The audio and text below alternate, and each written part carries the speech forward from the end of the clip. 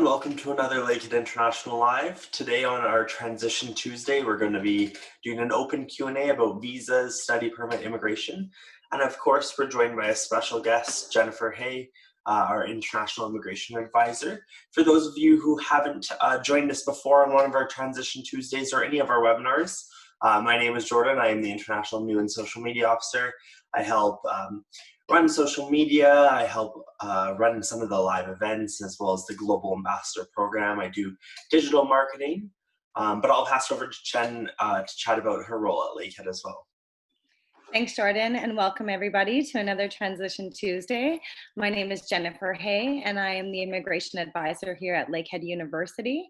I hold the Residency designation with ICCRC, so I'm here as a licensed advisor to help you transition to all your life in Canada around all the immigration questions and support documents, applications, and everything else.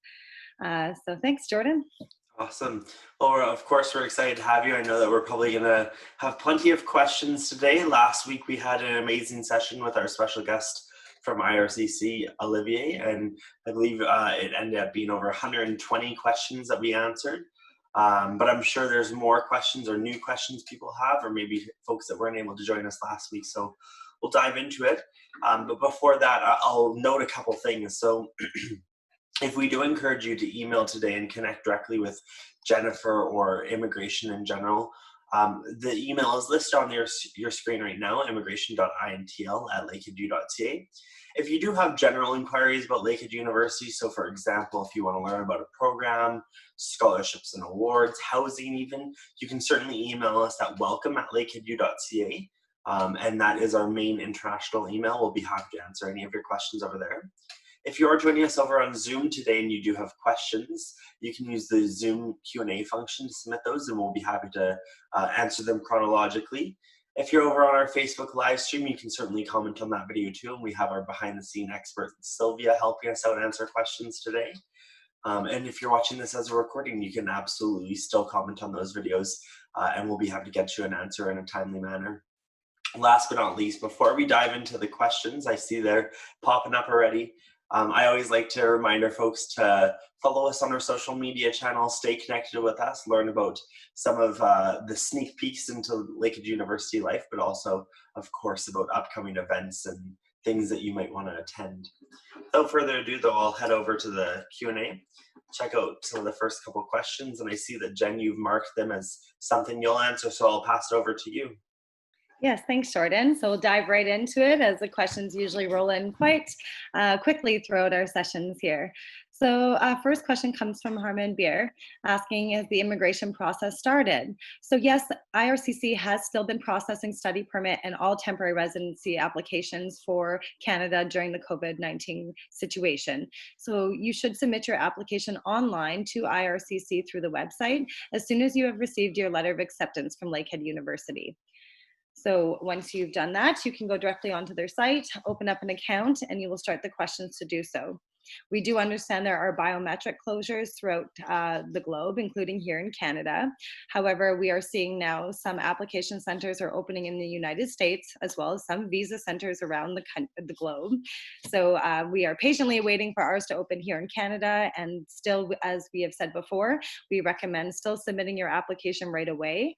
We know that IRCC has already talked about some exemptions in place and a two-stage approval process for students. So getting your application in well in advance will mean you may be considered in that time period.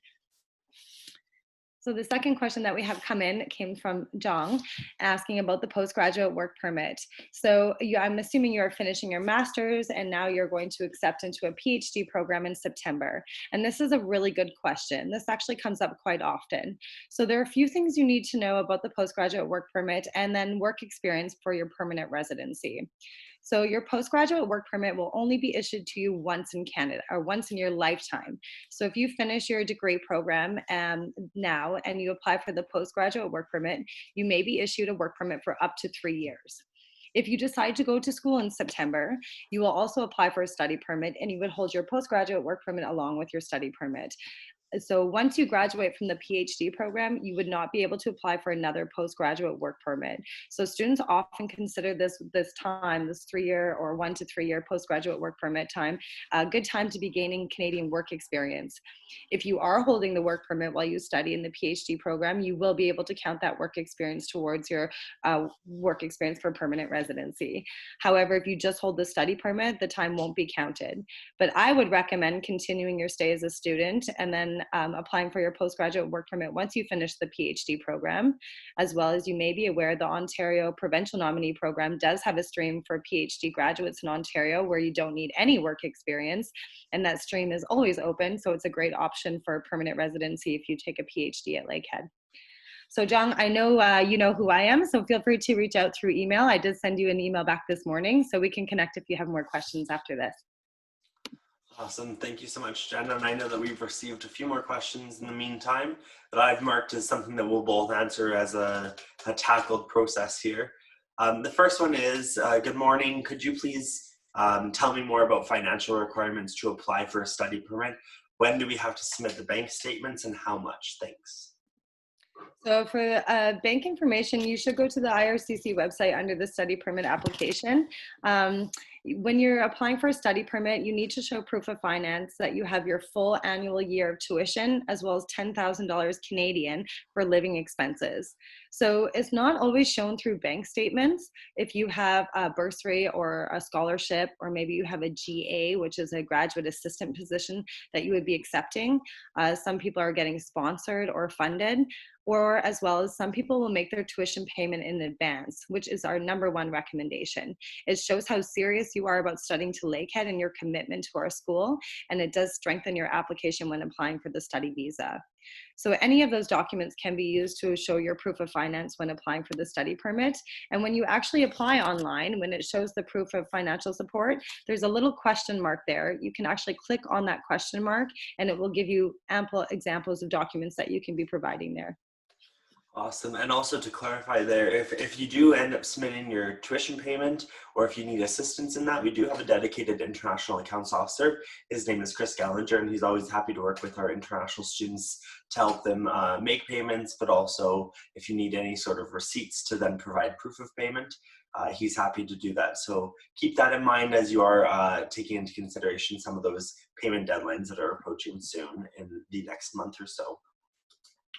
The next question we have is how to check the status of our visa process. So for students that have already applied, Jen, could you walk us through where they should go online to check their visa application status? Yes, I'm going to share a link right now in the chat to everybody. So this gives you the link to the IRC website that tells you how to check your status.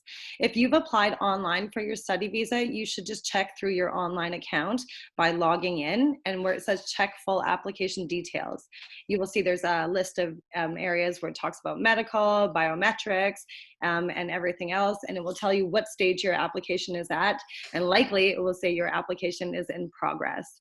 Along with that link, you can also check processing times is in there as well. So if you're interested in knowing how long it's taking for your application to process, I will note that I'm checking this and it is going quite quickly and changing all the time. So for example, in Canada, it usually takes 7 days to get a new visa and your passport. And I noticed last week it changed to 107 days. So I know there is some inconsistency in processings, and we ask everyone to just be patient. If your application is waiting for biometrics, again, it's just going to sit there for now. So just wait for further updates from IRCC. Awesome. And then the next question I actually like, I think that this is probably a common one that people want the answer for, is can a student apply for PR or permanent residency while studying university at the undergraduate level? So anyone can apply for permanent residency Canada from anywhere in the world. You don't have to be in Canada. You don't have to be a student. There's a program called Express Entry, and it's actually a point system. So it's going to rank you based on your age, education, language, work experience, and also family, if you have family residing in Canada. So Express Entry is also found on the IRCC website. I will share a link for that. And there's actually a questionnaire that you can do that will tell you if you're eligible to apply. And it will also show you what the current point score is. So you will get a score, and it will tell you like what invitations are going out for that. But please keep in mind, outside of the express entry, there are all sorts of other programs for permanent residency. And as part of my advising here at Lakehead, I do not assist currently through the permanent residency, but we do at least give you some ideas of what options are available for you once you graduate, as well as connect you with settlement officers or other people who can assist you with this. So in the meantime, I will also share one more link with you guys. Oh, sorry, I realized they're not separated at all there. But this tells you express entry, how it works, and how to check your score there. Awesome. Thank you so much, Jen. The next question I think is probably another popular one that we unfortunately can't necessarily answer directly, but it is, when will VFS open in India? Unfortunately, we do not have any inkling when exactly each office will open, as each country is handling the current global pandemic differently. And it's up to each office at an individual basis. Of course, our hopes are that they can open safely in the near future so that they can start processing some of the many requirements or some of the in-person aspects of the study permit application. But again, I encourage you to continue monitoring IRCC's website for any updates on openings of those centers. Jen, did you have anything to add about that? No, that's really all. We're all waiting for it. Again, in Canada, Service Canada is still not collecting biometrics. There's lots of questions people are asking me. There's been some talk on the website where you are exempt from biometrics, and if you have paid the fee, you will be reimbursed. So just so you know, in my experience and practice, all applicants in and out of Canada are still being asked to do biometrics, and they're still paying the fee. We are not seeing any refusals, or we're not seeing any applications being canceled if that's not being met by a deadline. You are just being received further extensions, and that's what I'm interpreting the exemption as. So until I actually see people get approvals without biometrics or see that fee be returned, that's my interpretation, that it will still just continue to delay the process, but no one will ever see a refusal. And I anticipate further support from IRCC if we don't see biometric collection start soon. Awesome. Thank you for clarifying. The next question is, can I come to Canada in September? And I know that there was a date there in March. So if you want to elaborate on the approval date pre-COVID and what the implications are there. Yes, I'm also going to share 2 more links from Public Health and IRCC that everyone should be aware of, especially if you're considering traveling to Canada. So first and foremost, you must have study visa approval prior to March 18th to be able to even be considered under the exemption to enter Canada. As we know, there are travel restrictions still in place, which have been extended now until August. And until they allow all international students to travel, you must adhere to these restrictions. So if you are a student who was approved a study permit before March 18th, that's not everything you need. You also will need a letter from the institution that shows that you must be in person to attend your classes this September. So some students have already started to reach out to our office and to faculty just to determine this, what designates if you have to be here on campus and who is going to provide this letter. So please know that the university is looking into this and having further discussions and meetings. And hopefully by next week's Transition Tuesday, we will have some information for you. But as of right now, unless your permit was issued before March 18th of this year, and unless you have a letter stating you must be in person for your classes in September, you will not be able to enter Canada. And the same goes for students who have graduated and who have their postgraduate work permit. You must also have a job offer or a letter from your employer saying you must be here to work. Just having the visa and having the work permit will not be enough to enter under the current restrictions. Good to know. Thank you very much. And I know you marked the next question there about making a statement of purpose, so I'll let you address that one. So statement of purpose is really your story about yourself. And if I can give you any advice, it's to be very clear and concise and to allow your story to make sense to immigration.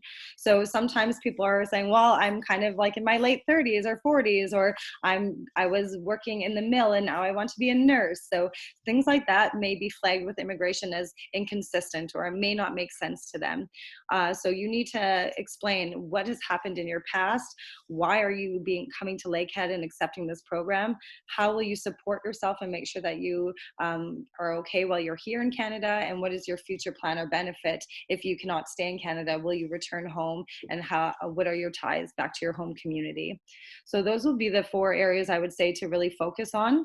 If there's anything unusual you need to explain, this is where you would do it, as well as there's lots of examples online, so you can look through other statements, but please make sure you write your own statement and that it's information about yourself that's true and concise. Awesome. Thank you so much. So the next question is another one of those that we can't necessarily answer directly. It's a range here, but I'll let you take a shot there. By when should we submit the visa application for fall 2020? What is the last date to submit a visa application for that intake date? So there is no deadline to apply for a visa, but you must allow for enough processing. So we have already shared the link for processing times. If it says it takes 8 weeks for you to apply for a visa, and you apply for a visa on September 15th and then start to argue with immigration that, oh, it's taking long and I need to know, and will these classes be considered? Immigration is not going to even consider that. You did not even allow enough time for processing to begin with, even outside of the COVID situation.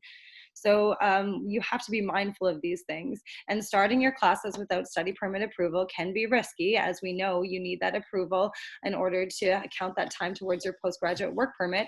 And if there is a refusal that comes later into the term, there could be implications for you for that. So of course, we always say, as soon as you get your letter of acceptance, make your tuition payment, apply for your study visa, and that's the right process to make sure that you're on track to be considered, at least for that time, even if you have to stay home and take your courses online. So again, we don't really have a deadline. There is deadlines for Lakehead to accept your offer and to register for classes, but for study permit processing, you need to just allow enough time and be mindful of that processing date. For sure, and I think that's a good segue into the next question. It was, can we continue online courses without stage 1 approval? And I know you briefly touched on the fact that there are different risks associated with that, in the sense with direct connection with the postgraduate work permit. So could you kind of elaborate what our recommendations are when the students are pursuing undergrad studies versus grad studies maybe? Yeah, so first and foremost, to qualify for a 3-year postgraduate work permit, you must study for 4 terms or 2 years, so 16 months to 23 months for masters, or for our degree programs are all 4-year programs, or the 2-year diplomas. Either way, you would all qualify for up to a 3-year open work permit when you graduate. But for you to qualify, you need to complete 50% of that program in Canada, and you need to have study permit approval for those terms.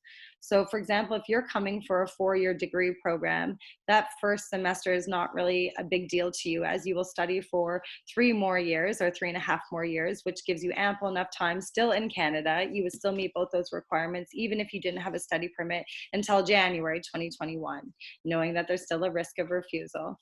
However, if your program is a 1-year program, like 1-year master's program, you may want to make sure that you get that study permit process in, so that you can ensure that time is going to count towards your postgrad work permit, as I know most students are seeking that 3-year open work permit when they graduate.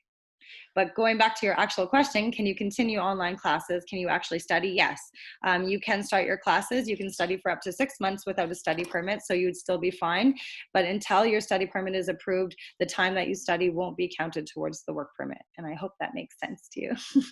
Awesome. Thank you so much. I know that's been a popular question and we've tried to address it, but at the end of the day, of course, we can share our opinions and we can share our advice, but students have to then evaluate their own situation, decide what the next steps are for them individually, knowing, of course, they're the ones making the study permit application. They know, I mean, at the end of the day, they understand, okay, if I have stage 1 approval, what is the likelihood I'll get stage 2 based on your general knowledge? Am I going to pass the biometrics, that sort of stuff?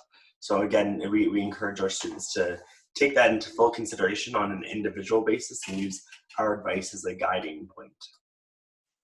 So Jen, I'll pass it over to you for the next question from a graduate student about scholarships. Yes, and this is a good question. I was just meeting with graduate studies. As we know, a lot of students who are accepted to our master's or PhD programs may get what's called a GA or a TA, which means a graduate assistant or a teaching assistant position, where they actually work with the university while they study and they collect a little bit of income, or it pays for part of their tuition. So the other part of this is talking about a SIN number. And a SIN number is a social insurance number. It's a number given to you by Canada Revenue Agency so that you can collect income in Canada. So anybody who's collecting scholarships or working in Canada must have a study permit that shows that they can work, as well as a social insurance number. If you are outside of Canada, you will only have study visa approval. The study permit is not issued to you until you actually enter and arrive at the port of entry. Therefore, you're not eligible to get a social insurance number until after you arrive. We are looking into situations, and we do have Service Canada usually right at the airport when you arrive, so they can issue those numbers to you quickly. However, until you actually come to Canada, you will not be able to accept your GA position. So I would let you go back to grad studies and speak directly with them, as I believe they will just defer it until people are starting to arrive here in Canada. Awesome, and we'll continue going down the Q&A line there. There's another question there about studying 50% of your courses in Canada, so I'll let you answer that. Yeah, so yes, the rule right now, if you're taking your courses, it has to be 50% of the program must be done in Canada or done in person. Right now is online. You're only allowed 50% of your classes in order to be eligible for your postgraduate work permit, right? So again, I've given the link for the IRCC updates. On there, there is a link that says students, workers, and visitors. So make sure you're just watching there.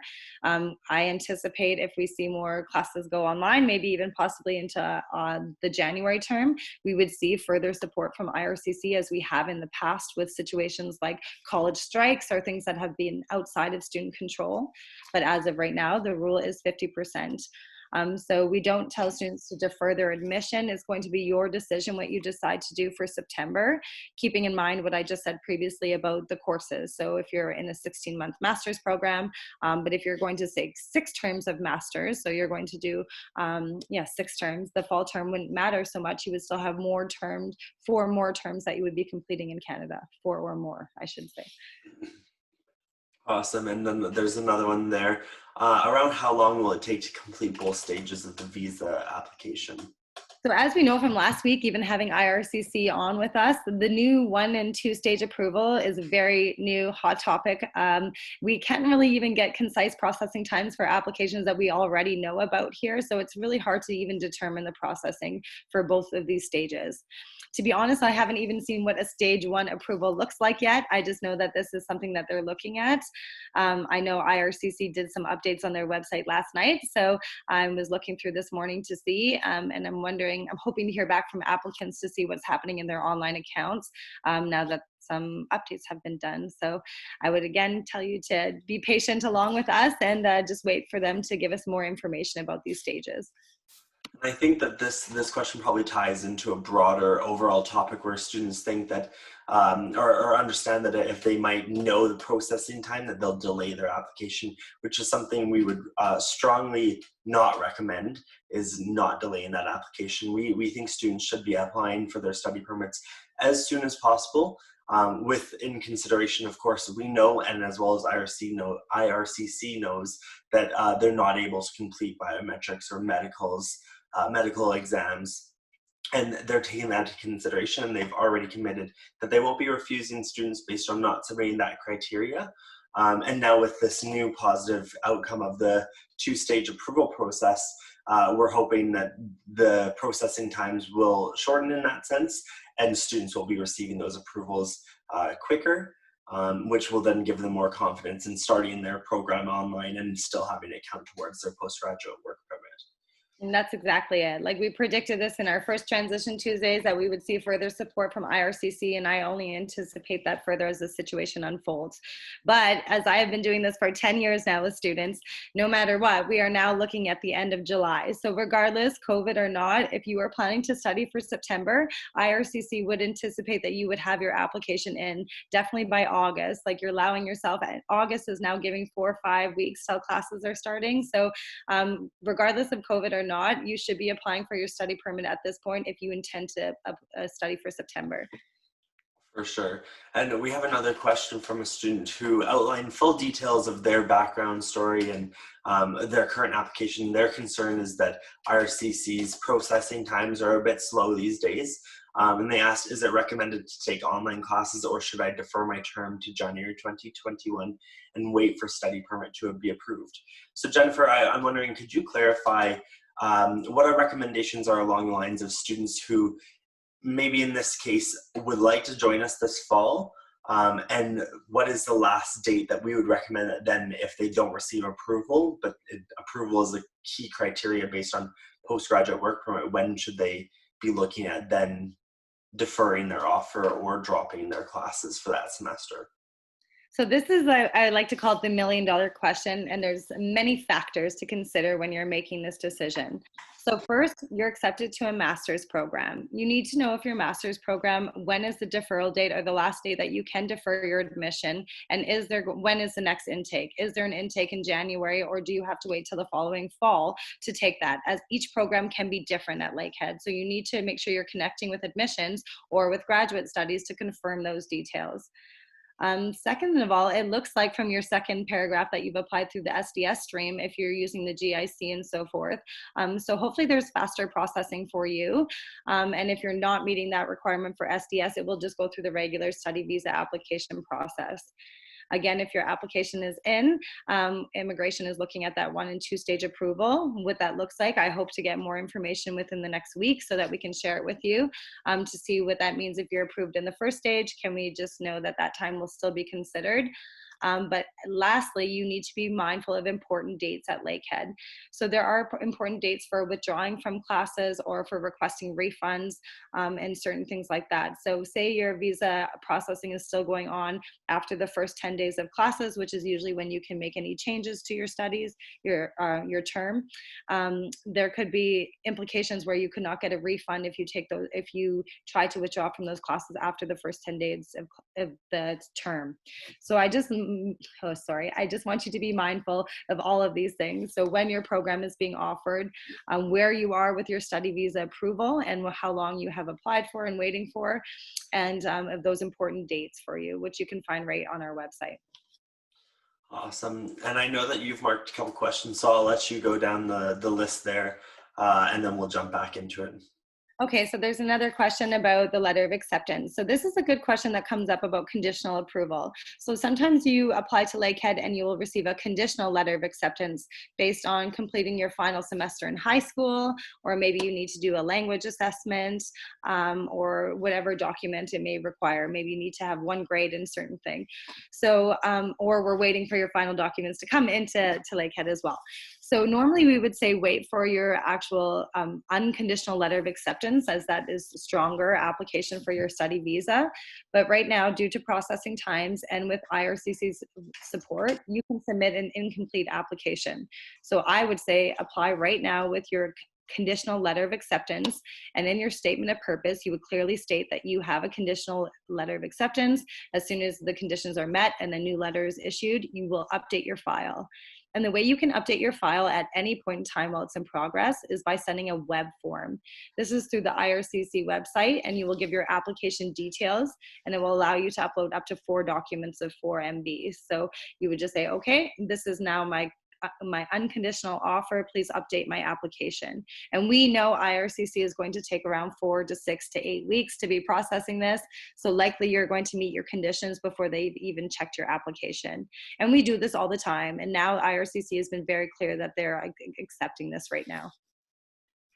Awesome. And then the next question we have is with regards to the postgraduate work permit. And it is, when I apply for postgraduate work permit, will the choice of on-campus or off-campus restrict my real work site in the future? So Jong, and that actually doesn't matter. I know exactly what you're talking about is in the application. It will say, do you want to work on campus? Do you want to work off campus? Or have you recently graduated from a post-secondary program? So just so you know in the questions, if you say, yes, you want to work on campus, your application will stop right there and it's going to say, you don't need a work permit to work on campus. And if you say off campus, it really actually does not affect the application whatsoever. But what you need to make sure is that you actually say yes to the postgraduate work, that you finished a degree program, and that's how you make sure that it will come up. And when you get the results, you will see PGWP. Again, feel free to book a one-on-one. I'll help you with the application. Awesome. So we have another question. Suppose if we are allowed to enter Canada, can Lakehead arrange a 14-day quarantine period for international students, or should we arrange it ourselves? So Jen, I know that you might have a bit more knowledge along the lines of this within international student services and some of the agreements we've made with residents for students who are living on campus. Could you clarify any of this, or do we need to connect students with another resource at all? Well, again, I would encourage students to look at the Public Health Canada because there's a few different requirements when entering Canada. So you have to satisfy CBSA at the port of entry. And I actually sat in a webinar with CBSA last week. So we're going to see lots of updates and information come from them about what they want to see when you arrive. I'm happy to share a few points. But besides entering there, you also have to satisfy Public Health Canada that you are not going to be a risk and you're going to adhere to all of our rules and laws. So make sure you're reading that. And then the third part is Lakehead. So we actually have a new arrival page and a quarantine declaration that you need to complete. Again, noting that when you arrive, you must fall into that exemption where you have your permit was issued before March 18th and you have a letter stating you must be here in Canada. So those are the two things that you need to watch for. But for students coming to Thunder Bay, you always should book your flight directly, not staying in Toronto. So don't book directly just to Toronto, book the connection onto Thunder Bay, because when you arrive, you'll have to show that. You'll have to have some kind of contact information for where you're staying, have a plan in place, a very nice plan, papered, showing where you're going to stay, who's going to buy your groceries. And from my webinar last week, they said the biggest issue at the arrival is that students are showing up with no money. They have absolutely no cash whatsoever on them. And it's not part of a safety plan. If they have to get somewhere or get something, they need to make sure they have cash, because you likely won't be able to go to the bank as well for 2 weeks. So please make sure you are following our Lakehead page. Go through all that to make sure you're mindful of things, as well as the public health and the IRCC page for arriving. Thank you for clarifying. There will be lots of webinars about this throughout. I know Jordan Sessions will be hosting a few about what happens at the port of entry, as well as some modules that I'm working on for students as well. For sure, and I know that that's a part of the online orientation to an extent, and then also International Student Services, the team that handles current student affairs, but also helps with the very significant project of transitioning students from their home country to either Canada, or in this case, in most cases, at least this year, their home country, to join Lakehead from their home country still. But there are resources available, and there's more information about some of those quarantine plans. For students that are intending on living on campus in Residence, Residence has already published their plans and has more information about the quarantine and the 14-day period. But again, if you need any clarification, or if you do need assistance and you will be joining us this fall or this August potentially, please don't hesitate to reach out so we can assist you and make sure that your plan is solid and that everything is lined up properly there for you. Jen, I'll pass it over to you to answer a question with regards to work experience, and then if you wouldn't mind kind of repeating the question in your answer there. Yeah, so with respect to work experience, does it have to be in the field of study or in any stream as well? So I'm assuming what you're talking about is work experience after you graduate, so that you can qualify for Canadian residency, permanent residency, after you graduate. So with work experience, it does not have to be related to the program that you've studied, but it does need to fall into what's called the NOC, O, A, or B. And the NOC is a National Occupation Classification, which is a big fancy word for saying it gives every single job in Canada a code. And you need to make sure that it's skilled work. So it's falling into the levels of O, A, or B, whereas C and D level work in Canada is not really skilled work. So it's kind of entry-level positions where you don't even need post-secondary education. And if you work at positions like, say, in retail or working as a waitress or something like that, it doesn't count as skilled work. So it's never really going to help you towards permanent residency. But no, the work does not have to be directly to your field of study. And you will know that there's many pathways to permanent residency, including new pilot programs, like Thunder Bay has a pilot program where we're doing what's specifically needed in our community. So I always invite you to review what's available on the IRCC website for all the different options once you graduate. Awesome, thank you so much. The next question we have is, can we get a refund if we start online classes after getting first stage approval? but then we are not able to get the second stage of approval. So this question I'd be happy to answer. If you do get the first stage approval and you join us this fall, for example, and you complete all of your classes up until finishing those classes, completing the exams, those courses will be on your Lakehead University transcript. You will have successfully completed those courses, and they will be, of course, knowledge that now you hold internally. But more importantly, it's something that then you can take that Lakehead transcript. If, for example, you were not able to get your second stage of approval, you can take the courses you've completed at Lakehead, the transcript we provide for you, and you can then transfer to maybe an institution in your home country or another institution in general. Therefore, the refund will not be possible for you because you've fully completed those courses, you've accessed resources that entire time.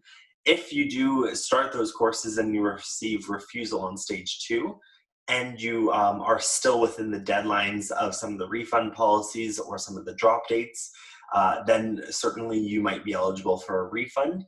If you have questions related to that or you want to explore those refund policies, you can head over to lakeheadu.ca/tuition.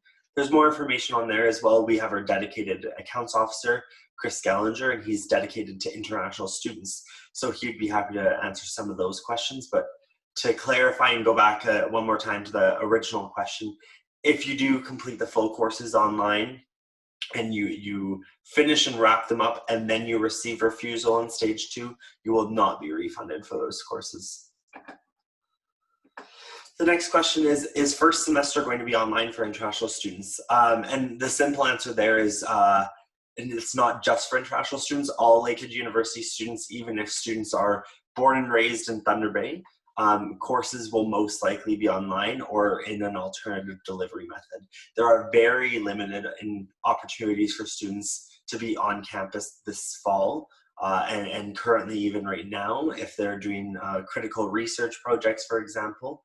But that's something that you do need to absolutely connect with your program coordinator or your chair if you feel like you might need to be on campus, especially students that are completing theses or they're in their masters. For students in their undergrad programming, what we've seen is majority of first semester has already been transitioned to a fully online format in both synchronous and asynchronous methods. And then our hopes, of course, our hopes are to be back in person in January for the winter semester, but those plans have not yet been determined, so that's something to take into consideration as well.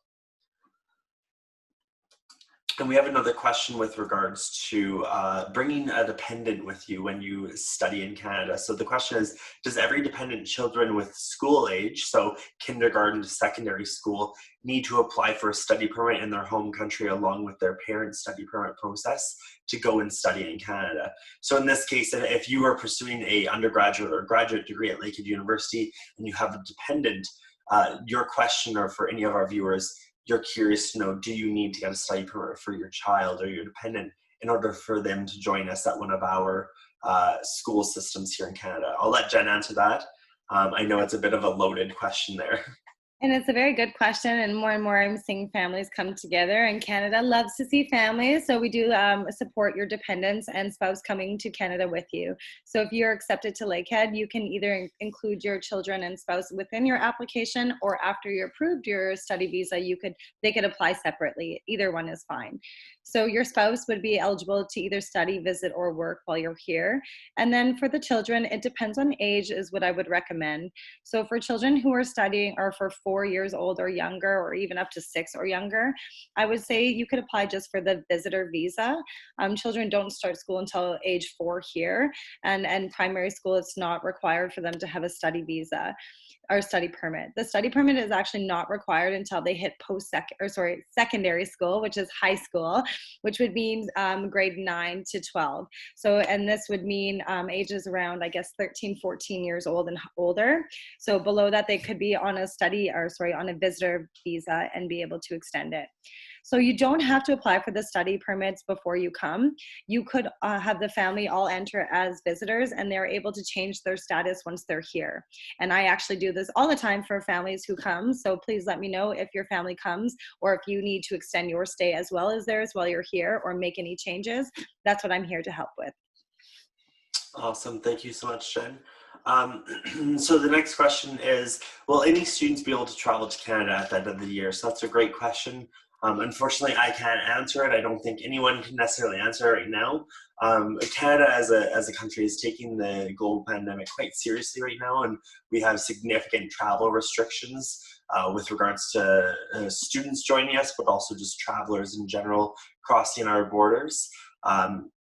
And of course, we're monitoring the current pandemic around the world as well to see if we can lift any of those restrictions for certain regions of the world or certain countries. But yet again, they're taking this in the process of evaluating maybe a couple of weeks out, maybe a couple of months out, but they're certainly not going to be able to say what is going to happen in 6 months from now. I don't think anyone necessarily knows what will happen in 6 months from now. But taking that into consideration, if it's with regards to joining us here in Canada to actually begin your studies, of course, I would certainly recommend to take into consideration joining us this fall online and starting your studies, getting a head start on that instead of delaying them. And then our hopes are certainly to have our winter semester back in person and with you here in Canada, either in Orillia or Thunder Bay. But we'll certainly be updating our students as those sorts of decisions are made by the public health authorities in Canada, as well as the federal government, and then Lakehead University as our administration makes decisions related to studying. So Jen, I'll pass it over to you. I know that you've marked a few more questions to answer there, so I'll let you go down the line. Thanks, Jordan. So the next question comes in asking, when will the Canadian Embassy in Nigeria open? So I'm going to give you a link here for the Vax Abroad. I would just say to watch this website here. I'm assuming you're talking about the Visa Center for Biometric and Passport Submission there. So right now, even in Canada, a lot of the out-of-country embassies, like the Nigerian embassy in Ottawa, is not doing passport processing. So please understand that we're all in this together and we're feeling the delays in the processing here in Canada as well as all over the world. So appreciate your patience and just keep watching that web link there to see when they're opening. We don't really have a date yet set. The next question is asking, can I come to Canada in December or January? Assuming you have study permit approval before March, and if you have a letter from the institution, you would be able to enter Canada at any point now.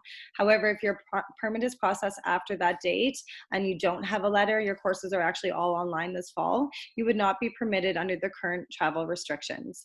Of course, every day we're watching for updates and changes, and CBSA was very, very hinting in the webinar that things could change, and you should actually be watching their Twitter feed to see if anything updates from travel exemptions towards students. So I anticipate we may see some rule changes, and I'm watching very closely, but as of right now, you wouldn't be able to enter at all until the restrictions are changed. And then the next question coming in asking, if I apply for a study permit and pay the first year of tuition fees, will it be considered as a regular application or SDS in the two-stage approval process? To apply through the SDS stream is actually a specific stream. So you need to indicate that at the point when you're applying. And if you do not qualify and you've tried to submit through SDS, they will automatically just consider it through the regular application.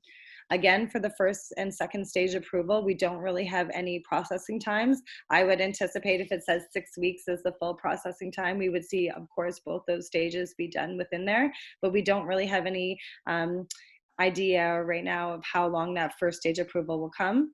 Again, knowing that there were some updates on the website last night, so hopefully we will see some changes this week.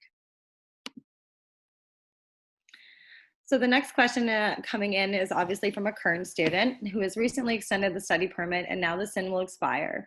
So now can you apply for a new SIN because the old one is expiring? So normally when you're in Canada and you extend your study permit, once the new study permit is approved, you must extend your travel visa, which is the sticker in your passport for entering the country, and your social insurance number.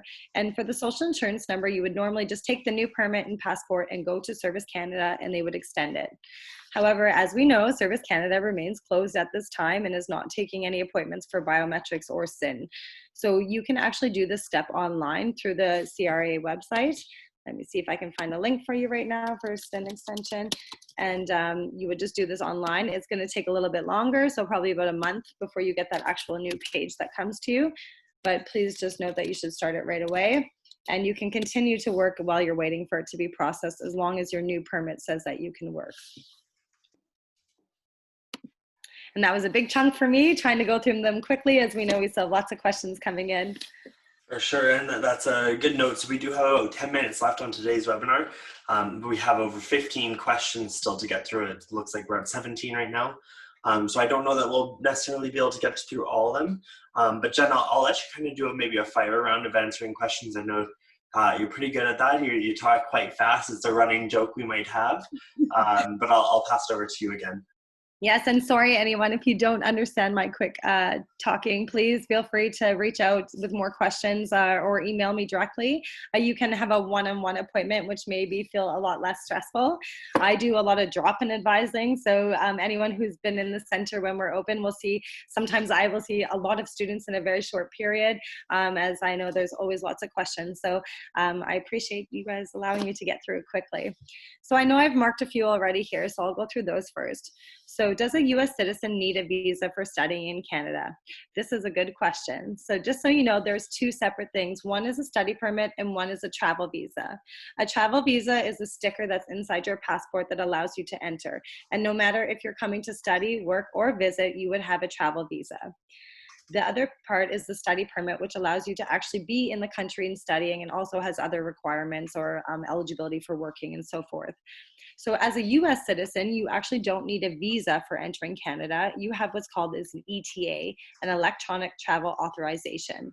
So there are a few countries now that are visa and biometric exempt, where you can actually just apply online through like an email system, very quick, very cheap, and you get ETA that would be the same length of your passport. So you can enter and exit from the US to Canada as many times as you want until that ETA expires. And then as a US citizen, you're actually eligible to get your study permit at the port of entry. So you can just show up with your application and your letter of acceptance and so forth, and they would be able to issue your study permit right at the port of entry. But make sure you do the ETA online before you come. The next question asks, if I start my fall studies online and my study permit gets rejected, can I reapply? And if so, should it be for fall 2020 or winter 2021? So I'm two things here. So if you are rejected the study permit application, you can resubmit your study permit application back to IRCC right away. Depending on what time in the semester it is, if it's still in the first few weeks of September, you may be able to still use your acceptance and continue your term, or you may want to wait and then use a new letter of acceptance, defer to the next intake, and try again and give yourself a little bit of time for processing. Especially if you've had a refusal, of course, there's always a chance that it could be refused again. So you want to make sure when you're resubmitting, you're allowing enough time for processing, especially it may take a little bit longer for them. If you have been rejected a study visa application, you should request the notes specific from the office who processed your application. Right in the rejection letter, it will tell you what office, Delhi office, London office, whatever office it was, and you can email them directly and ask them for the specific notes on your refusal. Once you have those notes, it's kind of a hard file to go through, but I would highly recommend reading that and knowing why exactly they refused you. If you're resubmitting, please do not resubmit with the exact same documents and same information. You will have the same results. You need to really address those issues for refusal if you're reapplying, and take your time with that. Again, sorry, I realize the second part of that question may have been the program. So if you're asking about reapplying for school, you need to contact admissions or grad studies just to be mindful of those important dates. Sorry, I realize the second part of that question. Okay, so next one comes in. My study permit is extended until March 2021, but my visa application is still in progress and will be expired this month. Can I still travel within Canada? What documents do I need to travel? Also, I'm going to graduate in August. Do I need to apply for the postgraduate work permit right away, given the visa extension application is still in progress? This is a really good question with lots of factors to consider. So first and foremost, traveling within Canada, you do not need a TRV or a visa inside your passport. You would just show your passport, or in the front page, looking at the bio page, or a Canadian driver's license if you have one, to be able to travel domestically within the country. The visa is only used for entering the country, so I definitely would not recommend leaving Canada until you get that new stamping in your passport to make sure you have no issues returning to Canada in the future. For the next part of your question, graduating in August. Once you graduate from your program, it's going to take the university a few weeks to get your graduation documents ready. So you would stay in Canada on your study permit until we deem you a graduate. Once you've graduated from Lakehead, you must apply for your postgraduate work permit to be able to work in Canada. So once we've given you the proof of graduation, your transcript and your degree letter, you must apply for the postgraduate work permit or stop working. The other part of that rule is you actually have 180 days to apply for your postgraduate work permit. So say August comes and you leave and you return to your home country, you technically would have up to 6 months to apply for your postgraduate work permit, but then again, you would get that done outside of the country, and then you would get another visa in the future to return. So there's quite a few different factors to consider there, but I'm anticipating you're staying in the country and you would want to work right away. So finish your courses in August, connect with me probably mid-September when you have those 2 documents, and apply for the postgrad work permit. Awesome, and I'm going to quickly interject here. Our behind-the-scenes expert, Sylvia, just posted the link to CBSA's Twitter. So it's twitter.com/CANBORDER, so CAN border. So that is the official Twitter account for the CBSA. And as Jen mentioned, we encourage our students to be following that Twitter, or at least staying up to date on that Twitter, as there might be announcements about openings of borders or what their requirements are for students that are coming in to Canada and joining us. And they need to prove their quarantine plans, and a very solid plan at that. There might be more information on that Twitter. So again, we encourage you to follow that and monitor it on a regular basis, hoping for the most positive updates soon. Pass it back to you, Jen. I know that there's a few more questions. We have a couple more minutes, and then I know we'll have to wrap it up before we get through all of them, but Yes, so I think this next question is the same question here. So applying for the TRV 3 months ago and it has not been approved. So the temporary residency visa, depending on where you've applied for, it has slow processing times. As I mentioned earlier, normally in Canada it takes 7 days, and I noticed it says over 100 days this week. So I feel like the processing is slowed down for everyone, and I anticipate it's very low staffing at the embassies right now, or even the Ottawa Processing Center, and that's why this is happening. So there's not really much you can do. If your application still stays in progress, you must just wait for that approval message before you can send your passport for the stamp. The next one asking, can the bank statement or proof of finance be from multiple banks? So whatever you're using as proof of finance needs to be your proof of finance. So if there are, like if your father and your mother and yourself are all using all your money together, then that's what you need to state in the statement of purpose, and that needs to match in your uploads for your proof of finance. So if you have multiple bank accounts, or if you're dumping money into an account and showing it, and then those funds are going to be taken out before you even study, that may look fraudulent to IRCC. So of course, we always recommend making the payment for tuition is the cleanest and is the most supportive way to show your proof of finance for studies. And Jong, I know I sent you a quick note. I think you may wanted to send a message to me directly. So I'm like, I'll connect with you because I know you have a few more questions coming up.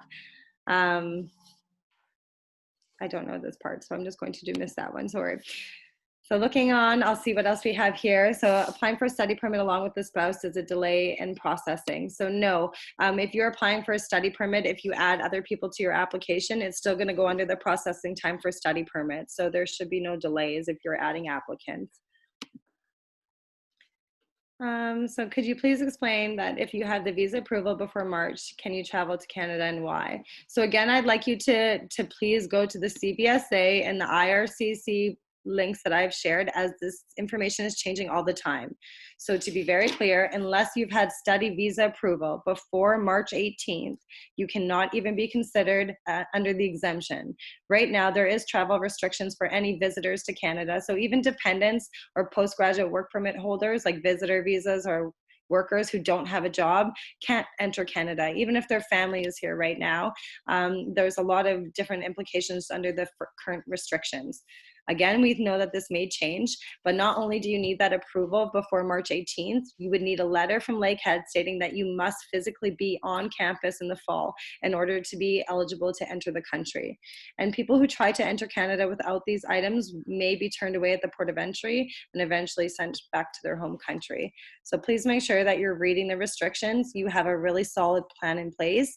You've notified Lakehead that you will be arriving in Canada and that you fit that exemption requirement. Awesome. And so that does bring us right to the end. I have one more question I wanted to answer, and it was with regards, so can you please explain the fee structure for U.S. citizens at Lakehead? Will you consider them international or domestic students? So U.S. citizens are considered international students, so you will pay the same fee structure as all international students. Of course, to all of our international students, however, if you are here at Lakehead studying and your residency status changes, so you get a PR, for example, or if you get your residency or your citizenship within Canada, you will then be charged, or your fees will reflect domestic student fees. Up until that point, though, you will have the same international fee structure. So that does bring us right to the end. I know that there's a few questions that we weren't necessarily able to get to today. So I always encourage you, if you still have pressing questions, you can certainly reach out to us at immigration.intl@lakeheadu.ca. We'd be happy to answer that, or Jen would be happy to answer that. If you have general questions about Lakehead, you can certainly email us at welcome@lakeheadu.ca, and our international team will be happy to answer those questions or connect you with the best person here. I'll take a very brief moment to mention our social medias once again. I always encourage our viewers to follow us. We're on Facebook, Lakehead University International. Over there on our Facebook page, we have a group started for the incoming class of 2020 at Lakehead University. So there's over 400 students that are having great conversations as it is. They're meeting future classmates, they're meeting potential roommates, they're meeting friends from back in their home country even.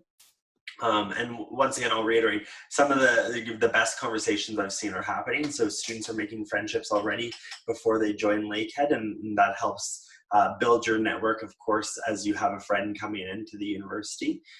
When you are on that group, you do have to fill out a few questions that are really important so that we can verify that you are a student entering Lakehead this fall. We're also on Instagram, Lakehead International. We're on Twitter, Lakehead INTL. We're also on YouTube, Lakehead University. It's the main university channel, but there are 2 dedicated playlists for international students, Lakehead International and Lakehead International Lives. The Lives playlist is where all of our webinar recordings go, including this one. Will be up in just a few hours here. And if you're joining us from China, we're also on Weibo, WeChat, and Youku, so you can follow us or subscribe on those channels. And last but not least, I always encourage our viewers to take a virtual campus tour. Both Aurelia and Thunder Bay are fully accessible on those tours, so you can explore some of the facilities, the buildings, the surrounding environment, the exteriors of the campus. I think once you see where we get to work in this case, but where our students get to study, you'll also be sold on Lakehead University. So thank you again. I do hope you had a great day today, and I hope we got to your question. And hopefully you'll join us again tomorrow for our Wednesday weekly with admissions. Both undergraduate and graduate admissions will be joining us again tomorrow, so we're excited for that. Thanks again, and bye for now.